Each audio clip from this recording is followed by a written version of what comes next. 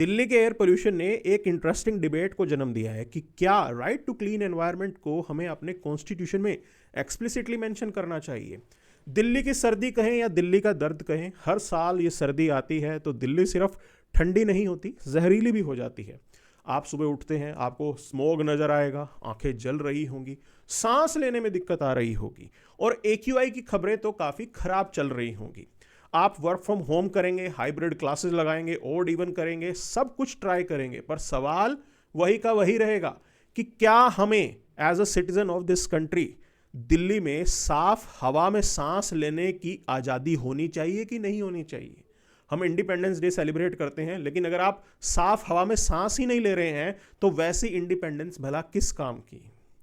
Air pollution को अगर हमें समझना है तो देखिए, इसके काफ़ी रीजंस हो सकते हैं। फॉसिल फ्यूल का जलना, vehicles, industries, construction, waste burning, stubble burning, ये सब है। लेकिन सबसे जो जानलेवा चीज़ है वो है पार्टिकुलेट मैटर। ये वो पार्टिकल्स होते हैं जो इतने छोटे हैं कि आप इनको आंखों से देख नहीं पाएंगे, लेकिन ये हमारे लंग्स में पहुंचेंगे, हमारे ब्लड तक पहुंच जाएंगे। PM10, जिसमें पार्टिकल्स 10 माइक्रोन से छोटे हैं, सांस के साथ आपकी बॉडी में चले जाते हैं। PM2.5, ये और भी खतरनाक है, 2.5 माइक्रोन से भी छोटे। और सबसे खतरनाक चीज जो आ रही है वो है DPM, यानी कि डीजल पार्टिकुलेट मैटर, जो कि डीजल से निकला है, 1 माइक्रोन से भी छोटा। तो ये बच्चों के लंग्स को परमानेंटली डैमेज कर सकता है, आपको हार्ट स्ट्रोक दे सकता है, heart disease, lung cancer. Normally हम समझते थे कि ये सभी डिजीज जो है अगर हम सिगरेट स्मोक करेंगे तो हमें इफेक्ट करेंगे, लेकिन आप अगर दिल्ली में सिर्फ सांस भर ले रहे हैं तब भी ये समस्याएं जो हैं आपको फेस करनी पड़ सकती हैं। हमारी तरफ से एफर्ट भी किया गया है। Commission for air quality management ने ग्रेडेड रिस्पॉन्स एक्शन प्लान भी चलाया है और इसे काफ़ी स्ट्रिक्ट भी बनाया गया है। काफ़ी स्टेप्स को कंपलसरी कर दिया गया है। अगर इसका फेज 3 और फेज 4 लॉन्च होता है तो स्कूल्स को मैंडेटरीली बंद किया जाएगा। हाइब्रिड ऑप्शन अब डिस्क्रिशन नहीं, कंपल्शन बन जाएगा। और पब्लिक ऑफिसेज के टाइमिंग्स आपको स्टैगर करने पड़ेंगे। पर क्या यह सफिशिएंट है? जब तक आप इस मुद्दे को एक कॉन्स्टिट्यूशनल डिबेट नहीं बनाते हो, तब तक हमें जो है इस प्रॉब्लम से निजात पाना मुमकिन शायद नहीं नजर आ रहा है। देखिए, कॉन्स्टिट्यूशन की डिबेट अपने आप में इंटरेस्टिंग है। अगर आप समझें तो ओरिजिनल जो हमारा कॉन्स्टिट्यूशन का ड्राफ्ट था उसमें एनवायरमेंट वर्ड मेंशन ही नहीं किया गया था। सुप्रीम कोर्ट ने आर्टिकल 21 राइट टू लाइफ की लिबरल इंटरप्रिटेशन से क्लीन एनवायरनमेंट हमारे लिए फैसिलिटेट किया है।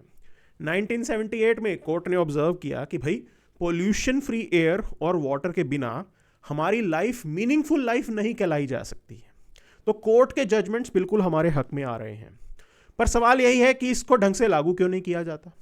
देखिए, आर्टिकल 48A ये स्टेट के ऊपर ड्यूटी भी डाल रहा है कि वो हमें क्लीन एनवायरनमेंट प्रोवाइड करे, लेकिन ये directive principle of state policy का पार्ट है। मतलब यहां पे स्टेट की डिस्क्रिशन आ जाती है कि वो इसे स्ट्रिक्टली इंप्लीमेंट करे कि ना करे। आर्टिकल 51AG ये कहता है कि सिटीजन की ड्यूटी है कि वो नेचर को प्रोटेक्ट करे। तो यहां पे एक इंटरेस्टिंग बात ये समझ में आ रही है कि सिर्फ गवर्नमेंट नहीं, आप और हम भी जिम्मेदार हैं इस पॉल्यूशन को दूर करने के लिए। ये हमारी भी रिस्पॉन्सिबिलिटी होनी चाहिए, हमें भी ये समझना है।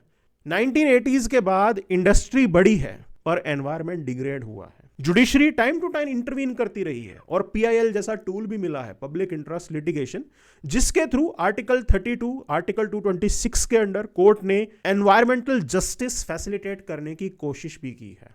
कोर्ट का स्टैंड बिल्कुल क्लियर है कि डेवलपमेंट हो पर सस्टेनेबल हो। और कोर्ट ने कई और हथियार यहां पे हमारे लिए दिए हैं, जैसे कि अगर कोई हजार्डस सब्सटेंस लीक होता है तो कोर्ट ने इंट्रोड्यूस किया है एब्सोल्यूट लायबिलिटी, मतलब फॉल्ट प्रूव करने की जरूरत नहीं, डैमेज हुआ तो जिम्मेदारी आपकी होगी। साथ ही 2 इंपॉर्टेंट प्रिंसिपल, प्रिकॉशनरी प्रिंसिपल, अगर सीरियस एनवायरमेंटल डैमेज होने का डर है या रिस्क है तो साइंटिफिक सर्टेनिटी की वेट हम नहीं करेंगे, मतलब उस स्टेप पे आगे नहीं बढ़ेंगे। पोल्यूटर पे प्रिंसिपल, मतलब पोल्यूशन तुमने किया है तो सफाई का खर्चा भी तुम्हारा ही होगा। तो कोर्ट अपनी तरफ से एफर्ट कर रहा है। अब यहां पे पब्लिक ट्रस्ट डॉक्ट्रिन भी एग्जिस्टेंस में आता है कि भाई देखिए, स्टेट एक ट्रस्टी की तरह है जो रिवर, फॉरेस्ट, लैंड जैसे रिसोर्सेज को हमारे बिहाफ पे मैनेज कर रहा है। स्टेट उससे प्रॉफिट नहीं कमा सकता। पब्लिक पार्क्स, लेक्स, फॉरेस्ट, ये सब पब्लिक प्रॉपर्टी ही हैं। गवर्नमेंट इनको डिस्ट्रॉय नहीं कर सकती है, क्योंकि इन पर सिर्फ आज की जनरेशन का नहीं, फ्यूचर जनरेशन का भी हक है। तो 2024 के अंदर सुप्रीम कोर्ट ने एक और बड़ा स्टेप लिया। कोर्ट ने ऑब्जर्व किया कि भाई क्लाइमेट चेंज के एडवर्स इफेक्ट से प्रोटेक्शन भी आर्टिकल 21 का ही हिस्सा है, और इसी के साथ आपको आर्टिकल 14 यानी कि राइट टू इक्वालिटी को भी इंप्लीमेंट कराना है। मतलब क्लाइमेट चेंज सिर्फ एनवायरमेंटल इशू नहीं है, ये कॉन्स्टिट्यूशनल इशू बन चुका है। आज प्रॉब्लम यही है कि जब तक आप कॉन्स्टिट्यूशन में इस राइट को एक्सप्लिसिटली मेंशन नहीं करते हो, स्टेट हर चीज को कैजुअली ही ट्रीट करता रहेगा। इसीलिए डिमांड उठ रही है कि right to clean and healthy environment को हमें हमारे कॉन्स्टिट्यूशन में एक्सप्लिसिटली मेंशन करना जरूरी है, ताकि स्टेट की ये जिम्मेदारी रहे और साथ साथ सिटीजन को भी समझ में आए कि ये उनकी भी एक ड्यूटी है। दिल्ली का स्मॉग सिर्फ सीजनल प्रॉब्लम नहीं है, ये हम सबके लिए एक कॉन्स्टिट्यूशनल वेकअप कॉल है। क्लीन एनवायरनमेंट कोई लग्जरी नहीं, ये फंडामेंटल राइट होना चाहिए, क्योंकि जीने का मतलब सिर्फ जीना नहीं होता, इज्जत के साथ जीना भी होता है।